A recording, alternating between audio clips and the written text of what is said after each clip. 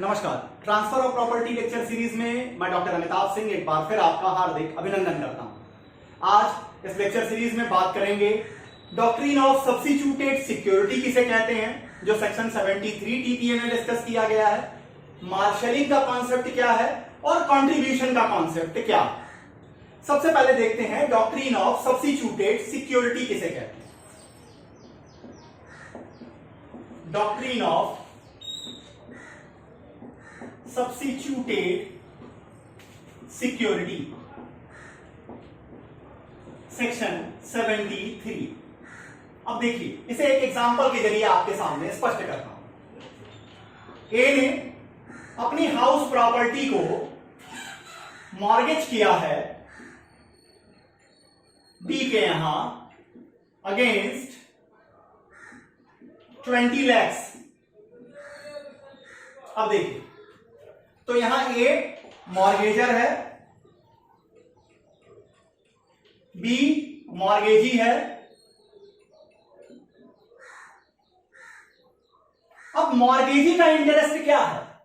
Mortgagee का interest है house property as security.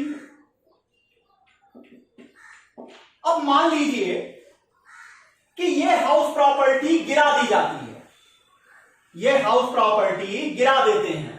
ए के जो और ए के अंदर क्लेम्स करने वाले जो भी लोग हैं जिनका इंटरेस्ट है इस प्रॉपर्टी में, वो लोग क्या करते हैं, इस हाउस प्रॉपर्टी को गिरा देते हैं। या इस हाउस प्रॉपर्टी पर गवर्नमेंट का रेवेन्यू बाकी है, इसके लिए इस हाउस प्रॉपर्टी को सेल ऑफ कर देते हैं।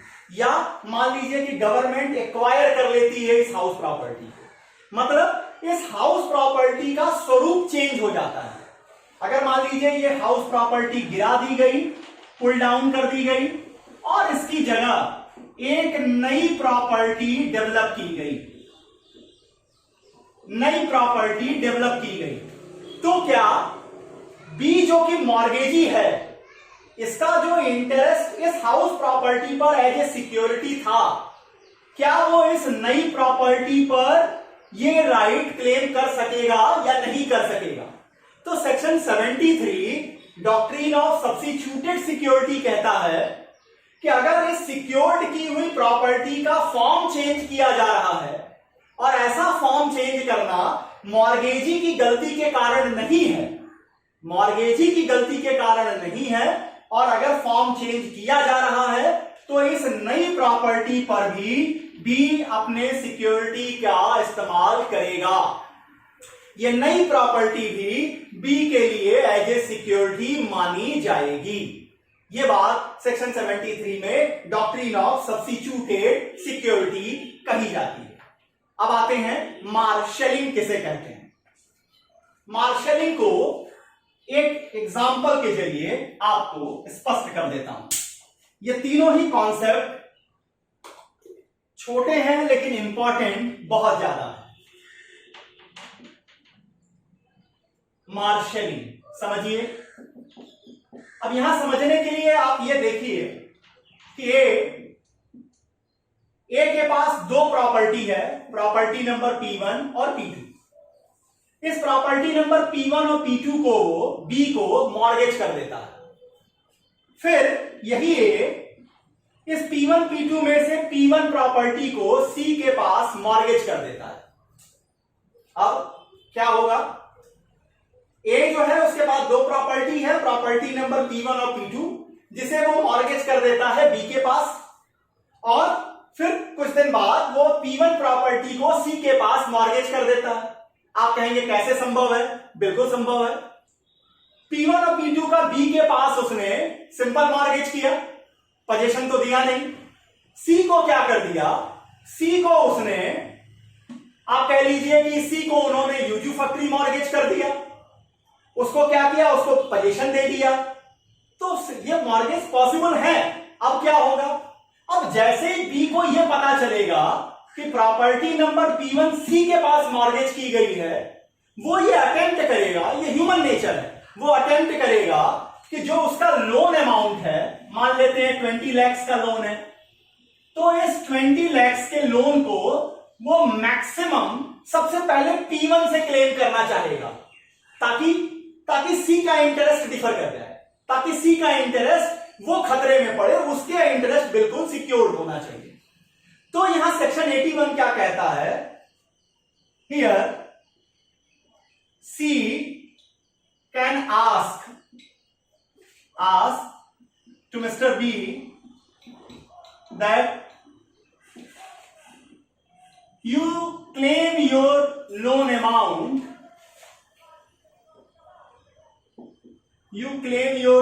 amount, up to maximum from such a property which is not mortgaged to me. This is called marshalling.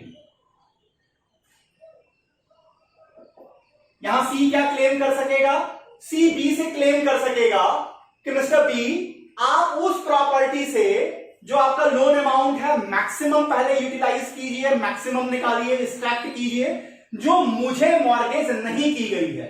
कौन सी प्रॉपर्टी, प्रॉपर्टी नंबर P2 से। इस कॉन्सेप्ट को हम मार्शलिंग कहते हैं। लेकिन एक यहां ट्विस्ट आएगा, क्या, अब देखिए ए बड़े शातिर आदमी है। ए ने क्या किया, P2 प्रॉपर्टी को डी को मॉर्गेज कर दिया, P1 P2 को बी को मॉर्गेज किया, P1 को फिर सी को मॉर्गेज कर दिया और P2 को डी को मॉर्गेज कर दिया। अब क्या होगा, अब मार्शलिंग हो पाएगी। तो यहां देखिए, then neither C nor D can ask for marshalling। अब C और D में से कोई भी मार्शलिंग का इस्तेमाल नहीं कर सकेंगे। क्यों नहीं कर सकेंगे, देखिए, अगर C कहता है कि मिस्टर बी आप उस प्रॉपर्टी से अपना पैसा वसूलिए जो मुझे नहीं मॉर्गेज की गई है, कौन सी प्रॉपर्टी है, P2, तो किसका इंटरेस्ट डिफीट हो जाएगा, डी का इंटरेस्ट डिफीट हो जाएगा। अगर डी कहता है कि मिस्टर बी आप P1 प्रॉपर्टी से अपना पैसा वसूलिए, तो किसका इंटरेस्ट डिफर हो जाएगा, सी का इंटरेस्ट डिफर हो जाएगा। इसलिए अगर ए इतने चालाक हैं, अगर सिर्फ यहां तक का ट्रांजैक्शन है तो मार्शलिंग अलाउ होगी। लेकिन अगर कहीं प्यूसाइन जो मॉर्गेजी हैं, सब्सिक्वेंट जो मॉर्गेजी हैं, उनका एक दूसरे का इंटरेस्ट ही एक दूसरे से लड़ने लगे, तो दोनों में से कोई भी मार्शलिंग का इस्तेमाल नहीं कर सकेंगे। है ना इंटरेस्टिंग टॉपिक ये। This is called marshalling, section number 81। अब आते हैं कॉन्ट्रीब्यूशन किसे कहते हैं, सेक्शन नंबर 82। उसे भी एक एग्जांपल के जरिए देखिए। टेक्निकल है लेकिन है काफी आसान, और कंट्रीब्यूशन में थोड़ा सा मैथ्स का इस्तेमाल आपको करना होगा। कैसे, देखिए, मार्शलिंग में हमने देखा कि वहां दो प्रॉपर्टीज एक साथ आई। अब यहां देखिए, ए अपनी प्रॉपर्टी नंबर P1 को बी को मॉर्गेज कर देता है, यहां पर 10 लाख रुपए के लिए। Here the value of P1 की जो वैल्यू है वो 20 लाख है, ध्यान दीजिए। अब इसके बाद ए अपनी प्रॉपर्टी P1 को P2 के साथ मिला करके C को मॉर्गेज कर देता है, और C को जो मॉर्गेज करता है ये मॉर्गेज कर देता है 27 लाख रुपए के लिए। P2 की वैल्यू कितनी है, P2 की जो वैल्यू है वो भी 20 लाख रुपीस है। अब क्या होगा, अब देखिए कंट्रीब्यूशन का कॉन्सेप्ट क्या है। कंट्रीब्यूशन का कॉन्सेप्ट ये है कि P1 प्रॉपर्टी को एक बार वो पहले मॉर्गेज की गई और वो प्रॉपर्टी फिर दोबारा मॉर्गेज की जा रही है, तो क्या यहां 10 लाख चुकाने के बाद जो उसकी वैल्यू 10 लाख रुपए बची है, क्या ये 10 लाख रुपए इस 27 लाख रुपए को चुकाने के लिए फुल कंज्यूम कर ली जाएगी? आंसर है नहीं। यहां पर कंट्रीब्यूट कराया जाएगा, एक रेशियो निकाला जाएगा। कैसे, उसे समझिए। अब समझिए, पहली जो चीज देखेंगे कि value of P1 after deducting first loan कितना हुआ भाई? पहले P1 की वैल्यू शुरू में थी 20, माइनस हुआ 10 लाख, अब बची 10 लाख। ठीक है। अब नंबर सेकंड देख लीजिए, वैल्यू ऑफ P2 कितनी है? वैल्यू ऑफ P2 कितना है? 20 lakhs। अब नंबर थर्ड देखिए, रेशियो क्या है? Ratio of value of both property 10 equal to 20। आसान कर दें तो 1 इक्वल टू 2। ठीक है। अब number 4, then liability of P1 property for second loan कितनी होगी? 1/3। अब आप कहेंगे 3 कहां से आया? तो 1 + 2 इक्वल टू नीचे आएंगे 3। 1/3 कितना लोन है? 27 लाख, 27 लाख। कट के कितना जाएगा? P1 प्रॉपर्टी लायबल होगी 9 लाख रुपीस के लिए, और P2 प्रॉपर्टी कितने के लिए लायबल होगी? 2/3 × 27। तो P2 प्रॉपर्टी लायबल होगी 18 लाख रुपीस के लिए। मतलब किसी भी प्रॉपर्टी को आप पूरी तरह से कंज्यूम नहीं करेंगे, प्रॉपर्टीज के आपस की वैल्यू का रेशियो निकालेंगे, जो रेशियो उनके अपने वैल्यू की होगी उसी रेशियो में वो कंट्रीब्यूट करेंगे सेकेंड लोन को चुकाने में। This is called concept of contribution. फिर से एक बार इसे समझ लीजिए, थोड़ा टेक्निकल है। टेक्निकल सिर्फ इतना है कि पहली प्रॉपर्टी से पहला लोन चुका दीजिए, चुकाने के बाद उसकी जो वैल्यू बचे वो निकालिए। अब P2 प्रॉपर्टी जो यहां पर सिर्फ मॉर्गेज की गई है, पहले नहीं की गई थी, इसकी वैल्यू देखिए, दोनों वैल्यू का रिलेशन निकालिए।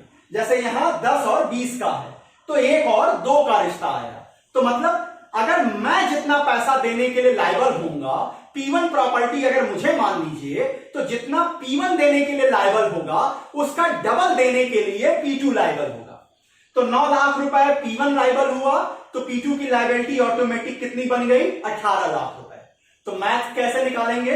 1/3 का रेशियो होगा, 27 लाख का लोन है 9 लाख रुपीस, और 2/3 अगर करेंगे तो ये हो जाएगा 18 लाख रुपीस। तो जो रेशियो है वो बिल्कुल सिद्ध करता है, साबित करता है कि आपने जो मैथ की है वो सही है।